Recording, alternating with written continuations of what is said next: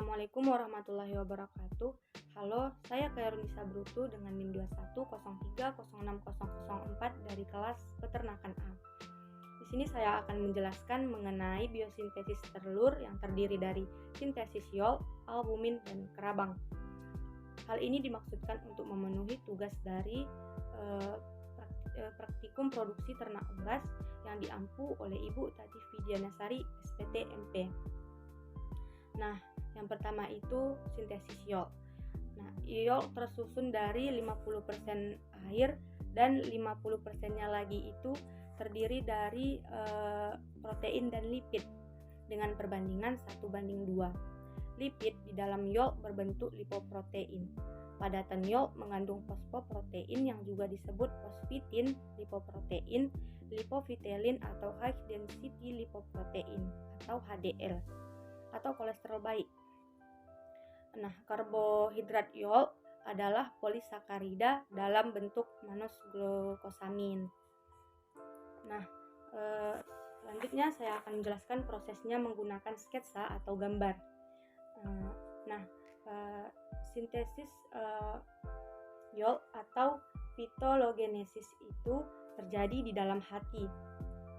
Adapun prosesnya dimulai dari pituitary atau kelenjar di bawah otak yang melepaskan hormon gonadotropin dan hormon steroid. Kemudian akan melepaskan hormon estrogen. Setelah itu, hormon steroid akan menyuruh hati untuk melakukan proses sintesis.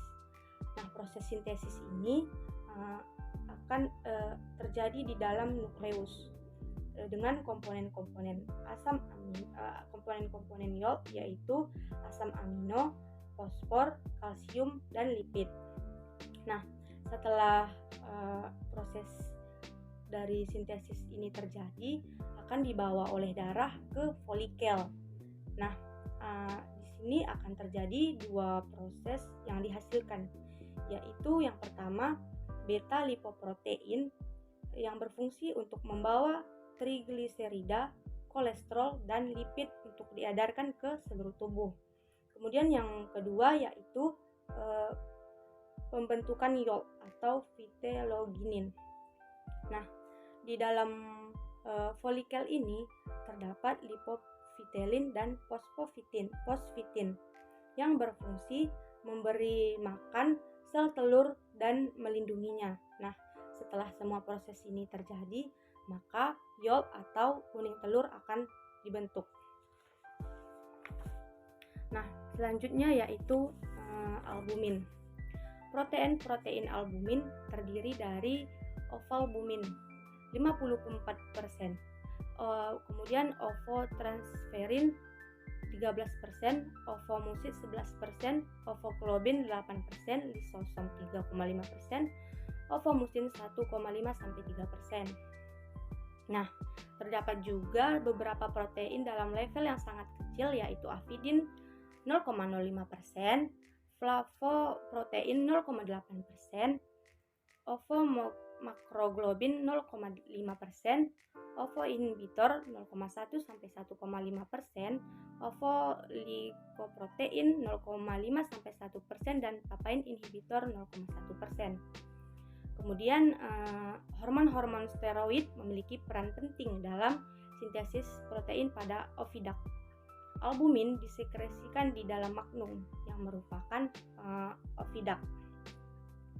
Nah, selanjutnya saya akan menjelaskan sintesis albumin dengan sketsa atau gambar. Nah, sintesis albumin ini setelah saya katakan sebelumnya terjadi di magnum. Nah, adapun prosesnya itu molekul estrogen atau larut dalam lemak itu akan melewati membran sel target. Kemudian akan diikat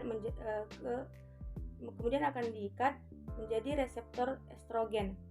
Kemudian menghasilkan atau menuju kompleks estrogen dan kompleks reseptor. Kemudian membentuk menjadi 5S menuju ke nukleus. Kemudian setelah itu akan berinteraksi dengan kromosom. Nah, kromosom ini akan menyebabkan gen tertentu menjadi mRNA. Setelah itu mRNA akan keluar atau meninggalkan nukleus ini menuju ke ribosom. Nah, di ribosom ini akan terjadi sintesis protein yang lebih spesifik atau kompleks, sehingga menghasilkan asam amino dan albumin. Nah,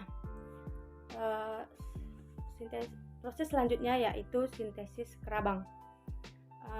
Komposisi umumnya setiap kerabang telur memiliki berat kurang lebih 11% dari berat telur. Meskipun shell ini terlihat begitu keras dan menutupi isi telur, tetapi fakta yang sebenarnya cangkang telur memiliki pori-pori. Nah, fungsi dari pori-pori ini adalah sebagai pertukaran udara melalui celah pori-pori tersebut. Kemudian untuk cangkang telur terbentuk dari bahan-bahan organik yang berupa kerangka yang berasal dari susunan serabut halus dan granula-granula. Kemudian selain itu ada juga substansi interstitial yang tersusun dari campuran garam organik. Bahan organik pembentuk cangkang telur itu meliputi 94% kalsium karbonat, 1% magnesium karbonat, 1% kalsium fosfat, dan 4% terbuat dari bahan organik, terutama protein. Kemudian pembentukan kulit dari telur terbagi menjadi 4 bagian utama, yaitu kutikula, lapisan bunga karang, dan lapisan mamila serta lapisan membrana. Kemudian selanjutnya itu hormon steroid dan prolaktin terlibat dalam pembentukan kerabang telur melalui proses kompleks, ditandai dengan peningkatan secara periodik hanya ketika dalam fase bertelur dan meningkatnya total kalsium plasma. Nah, selanjutnya saya akan menjelaskan sintesis kerabang menggunakan sketsa atau gambar. Nah, sintesis kerabang ini terjadi pada bagian uterus. Adapun komponen penyusunnya itu yaitu ion kalsium dan ion CO3, sehingga nantinya akan menghasilkan CaCO3. Nah, ion CO3 ini dibentuk oleh CO2 di dalam plasma darah pada uterus yang dibantu oleh H2.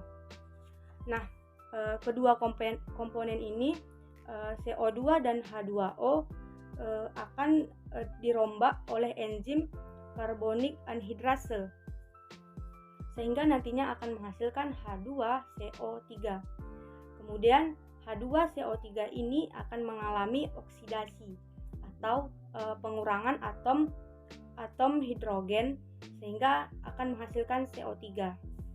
Nah, CO3 ini bersama dengan ion kalsium di dalam plasma darah akan membentuk CaCO3 yang membungkus kerabang.